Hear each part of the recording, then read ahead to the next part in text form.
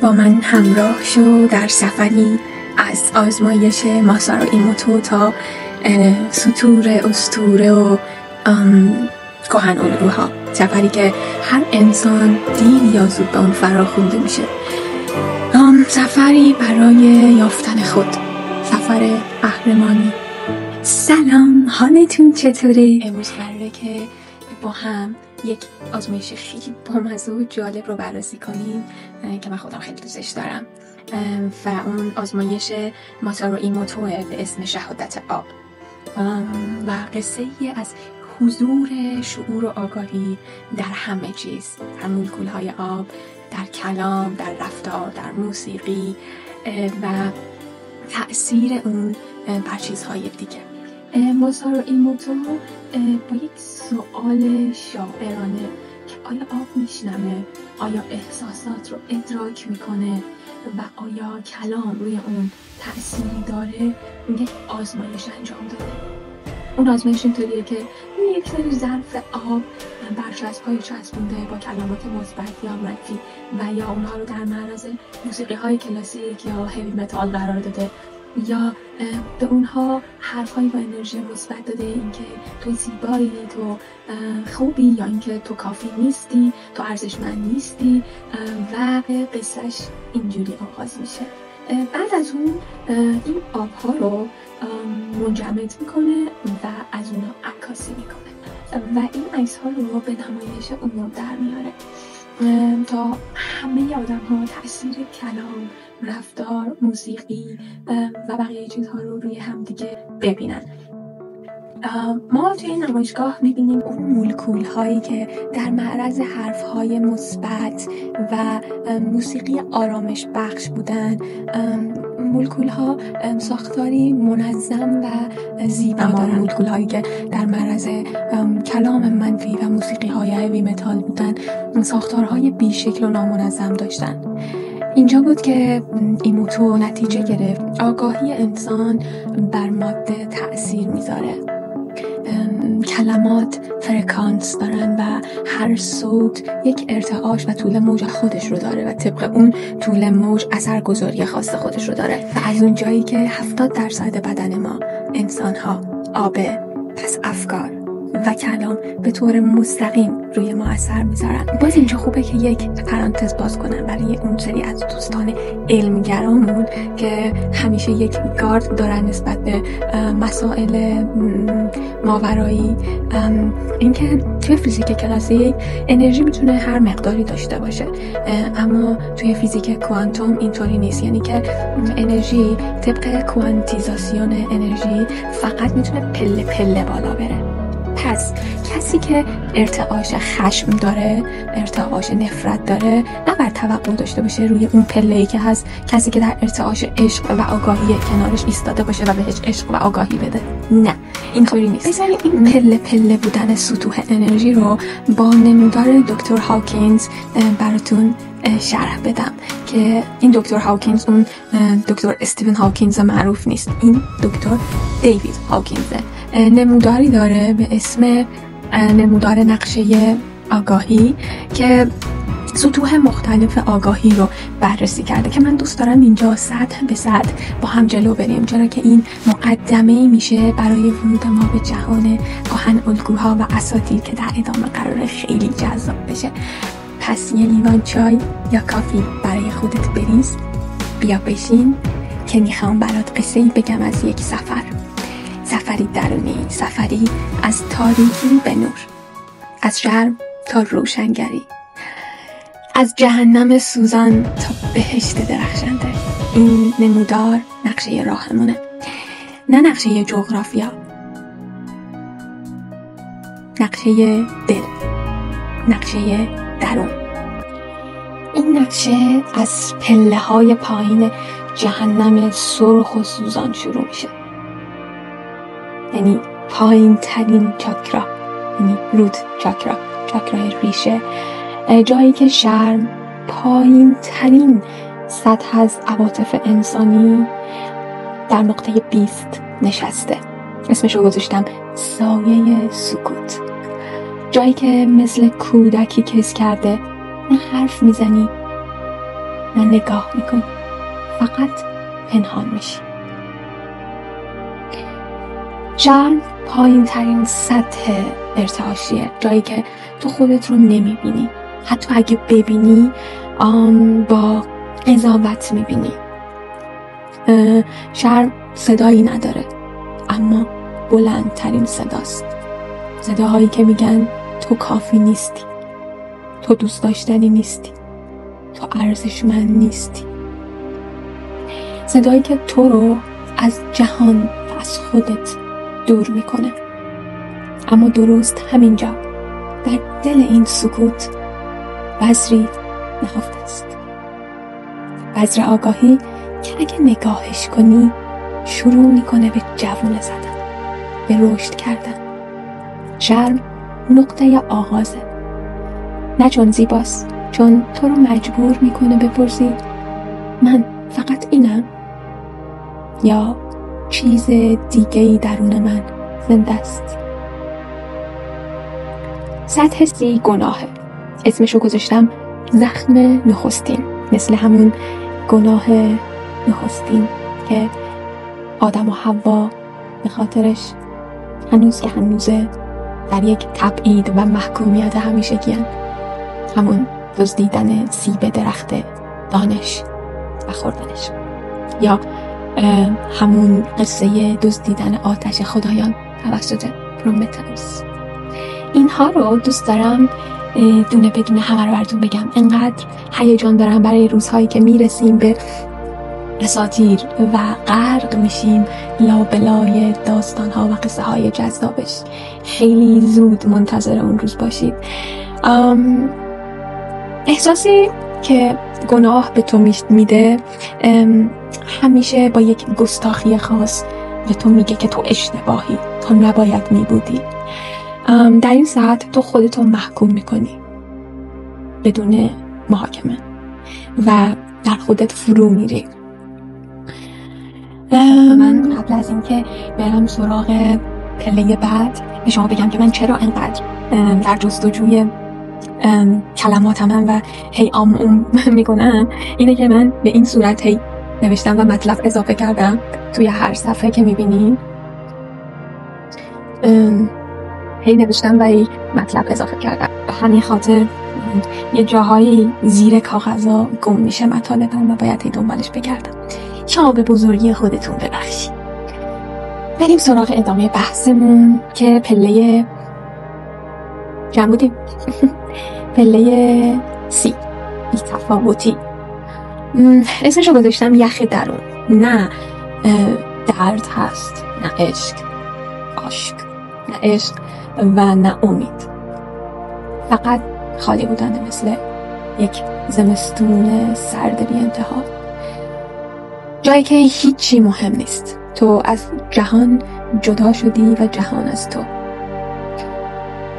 میرسیم به غم که توی سطح 75 نشسته، مثل مهی سرد که روی دل میشینه و اجازه عبور کوچکترین نوریو نمیده. غم از دست دادن، غم ناتوان بودن، مثلا غم بودن تو رو در آغوش میگیره. اما غم دروازه شفقت هم هست اگه پذیرفته بشه. و اما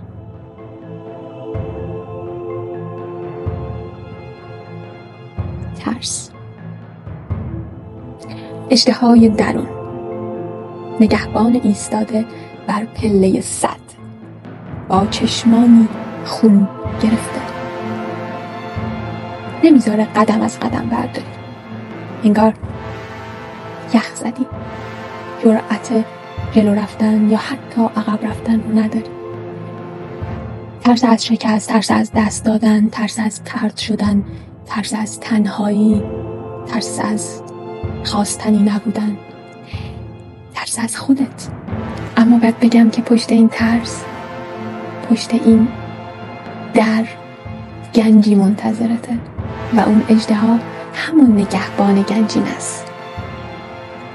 تمام احساسات مثل شمشیر دو لبه میمونند. میرسیم به میل. توی 125 میل نشسته، وسوسه بیرونی، چنگ زدن به چیزهایی که تو نیستی، صدای توی سرته. خیلی وقتا تو اونو نمیخوای، فقط چون جامعه به تو این باور داده که این خواستنیه، این میل رو اون خواسته رو داری. اینها فقط صداهای ذهنه، میل به داشتن، به دیده شدن، مثل حلقه های سارون میمونه، قدرتمند اما اسیر کننده. میل اگه نادیده گرفته بشه میتونه تو رو ببلعه. مولانا میگه که قفلی بود میل و هوا، بنهاده بر دلهای ما. مفتاح شو، مفتاح را دندانه شو، دندانه شو. چقدر من اینا رو قاطی نوشتم. میریم سراغ خشم، آذرخش درون. فریادی که از زخم درون، نه از قدرت. شمشیری که هم میبره هم محافظت میکنه. اگه هدایت بشه سازنده است و میتونه نیرو محرکه تغییر باشه. وقتی خشمگین میشی از وضعیت موجود، از اینکه بسه دیگه این وضعیت، یک چیزی باید عوض شه. و اما غرور در پله 175. غرور نقاب قدرت، نقابی که بر زخمها زده میشه تا از بیرون خوب دیده بشی. خیلی وقتها هست که مچاله ای از درد، اما میگی من خوبم، هیچ مشکلی ندارم، اما از تو پر از زخم و تاریکی. مثل ایکاروس که به خورشید نزدیک شد و سوخت و سقوط کرد. غرور میتونه باعث سقوط تو بشه. غرور پیش از فروپاشی میاد. نقطه بعد 200. سوسوی نور، فراخانی از درون. اسم شجاعته. من بهش میگم آستانه عبور. اولین نوری که میگه بیا بریم. اون جایی که میگی من میتونم و شجاعت پیدا میکنی. شجاعت دیدن، گفتن، رفتن، شجاعت تغییر، شجاعتی که از دل تاریکی میجوشه، نه از نبود ترس بلکه برای عبور از ترس. اینجا تو عزم تو جذب میکنی برای یک جهش درونی. اما تغییر آسون نیست، باید بپذیری، باید رها بشی از هویتی که اسمشو گذاشتی خود. اما تنها باورهاییه که جامعه، خانواده، مذهب و خاطرات به تو داده و باورهای محدود کننده‌ای که مثل زنجیر ذهن تو رو به بند کشیده. ساخته اونه، تو نیستی. باید شجاعت رهایی داشته باشی، رها کردن ترس ها، تاریکی ها. اما تو حالا اینجا وایسادی روی نقطه‌ای که میدونی اگه بمونی خاموش میشی و اگه بری روشن. شجاعت اولین پله است، اولین قدم به سمت نور، جایی که دری رو به ارتعاشی جدیده، دنیای جدید که با ارتعاش عشق، آگاهی و آزادی میتپه. آیا شجاعتش رو داری که در رو باز کنی، قدم برداری و اونور در رو ببینی؟ جایی که تو خود نور میشی. به قول مولانا، نوح تویی، روح تویی، فاتح و مفتوح تویی، سینه مشروح تویی، بر در اسرار مرا. نور تویی، سور تویی، دولت منصور تویی، مرغ که تور تویی، هسته به منقار مرا. قطره تویی، بحر تویی، لطف تویی، قهر تویی، بیش میازار مرا. این تن اگر کم تندی، راه دلم کم زندی. راه شدی تا نبودی این همه گفتار مرا. از اینجا به بعد همه چی رنگ و بوی دیگه ای میگیره. بریم پله 250. بی‌طرفی. اما این با بی‌تفاوتی خیلی فرق داره. اینجا تو رهایی از قضاوت، نه جنگ نه دفاع، فقط بودن. تو اجازه میدی جهان همونطور که هست باشه و این یعنی آزادی. میریم سراغ 310. آمادگی. من بهش میگم شاگرد راه. حالا دیگه تو میگی یاد میگیرم، حتی اگه درد داشته باشه. مثل شاگردی که به مرشد گوش میکنه با قلبی باز. اینجا تو در این سطح آماده رشدی. 350. به به، مورد علاقه من. پذیرش. من بهش میگم آغوش خود. تو خودت رو با همه زخمها و نورها میپذیری. نه انکار نه قضاوت، فقط آغوش. و این آغاز شفاست. جایی که مولانا میگه از پی این زخم جان نو رسید، جان کهنه دست ها از خود بشو. 400. منطق، چشم بینا. اینجا تو میفهمی، تحلیل میکنی، میبینی، شاهدی. جهان رو دیگه دشمن خودت نمیدونی، بلکه یک معمایی میدونی که تو قرار اون معما رو رمزگشایی کنی. و اما عشق، عشق، عشق، وحدت بی قید. پله 500.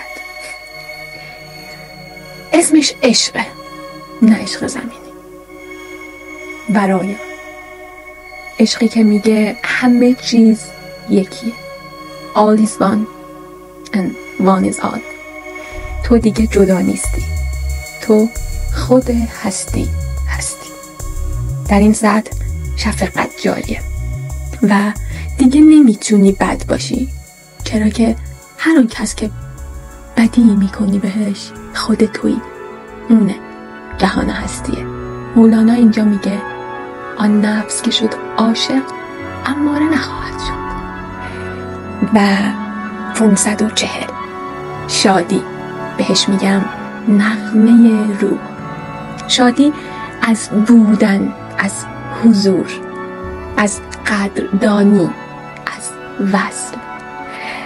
تو میرقصی، نه با پا، با دل، با جان، با ارتعاش درون. و جهان با تو هم نوا میشه، سازش رو با تو کوک میکنه. 600. صلح، سکون، نور. نه سکوت خالی، نه، بلکه یک سکون و سکوت پر.